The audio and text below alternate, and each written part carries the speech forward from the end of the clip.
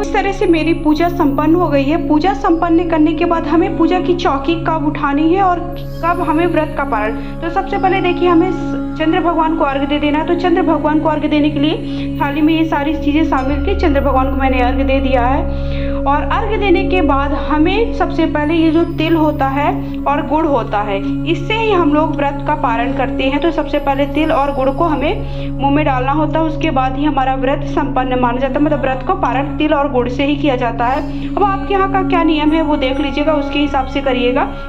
हमारे यहाँ ये काला तिल होता है, इसको गुड़ में मिला के इसी से ही व्रत का पारण करा जाता है। या फिर आपने लड्डू बनाया है तो लड्डू से भी आप व्रत का पारण कर सकते हैं। उसके बाद हमें पूजा की चौकी कब उठाएं। तो देखिए, भोग प्रसाद हमें रात के वक्त ही उठा लेना है, क्योंकि क्या होता है कि जानवर वगैरह छोटे मोटे कीड़े मकोड़े जो होते हैं ना, वो इधर उधर भटकते रहते हैं और मतलब इसको जूठा कर देंगे।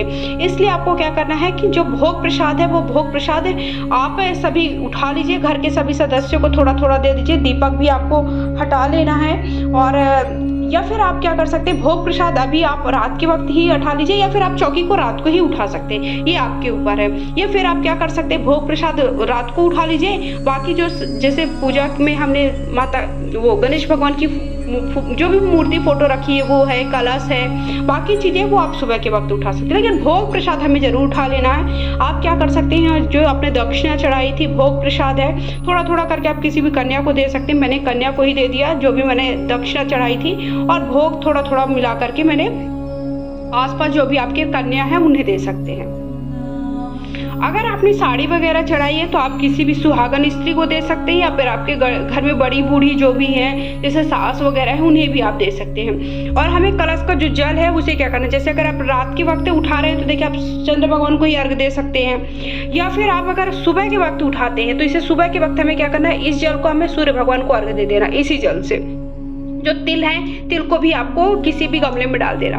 जो फूल चढ़ाया है, दुर्वा चढ़ाया है, उसे क्या करना है आपको, आप चाहे तो मिट्टी में विसर्जन कर सकते हैं, या फिर आप कहीं पर भी जल में भी, बहते जल में भी विसर्जन कर सकते हैं। उसके बाद आप जैसे फूल है और चीजें हैं, तिल वगैरह, वो सबको इकट्ठा कर लीजिए, आप कहीं पे भी जल में विसर्जन कर दीजिए।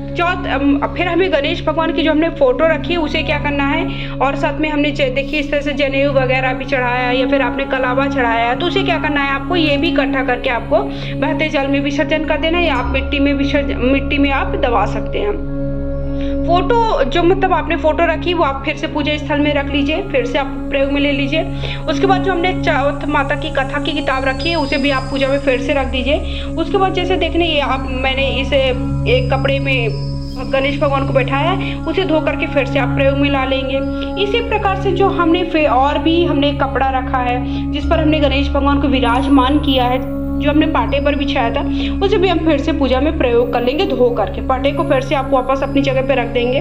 तो इस तरह से पूजा करने के बाद चंद्र भगवान की पूजा करिए। चंद्र भगवान की पूजा के बाद आप चंद्र भगवान की पूजा जैसे आपने संपन्न कर ली, फिर आप आके घर में जो भी आपके बड़े बूढ़े हैं उनका आशीर्वाद ले लीजिए। आशीर्वाद लेने के बाद हमें तिल और गुड़ से व्रत का पारण करना है। पहाड़ पहले बच्चे से कटवाना है, फिर तिल और गुड़ से व्रत का पारण करना है। उसके बाद जो पूजा की सामग्री मतलब भोग प्रसाद को हटा लेना है। सभी घर में आसपास जो भी आप अपने आसपास जिनको भी देते हैं उनको दे सकते हैं। उसके बाद हमें अंत में चौकी को उसी दिन चाहे आप रात को उठा लीजिए, या फिर आप दूसरे दिन उठा सकते हैं।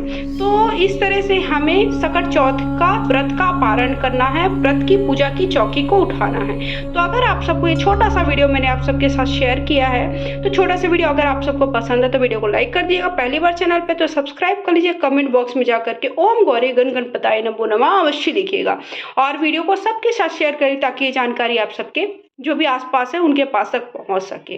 तो अगर मेरे वीडियो थोड़ा भी पसंद आते हैं लाइक शेयर करके चैनल को सब्सक्राइब करना बिल्कुल भी ना भूलिएगा। हर हर महादेव।